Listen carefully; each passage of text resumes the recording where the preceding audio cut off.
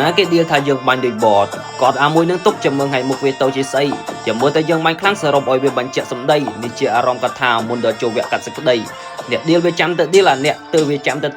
អ្នកថាវាចាំទៅត្រាប់ហើយសម្រាប់វាចាំទៅមើលដំណើរទៅតាមដំណាក់ទូគេបងអើបងអាក់គេចង់បំបាយបំបាក់អើយរនឹងទៅខ្ញុំអ្នករើគេចេញពីពូជានុកគេថាមកកឡុកនៅ factory ហើយគេថាសពពូជានុកតែវាចុះតែ factory វាគិតថាវាបាញ់ខ្លាំងតែវាចុះឲ្យគេបាញ់ free ហើយកន្លងបានមួយរយៈវាចង់បដូរផ្ទះទៅតាមគី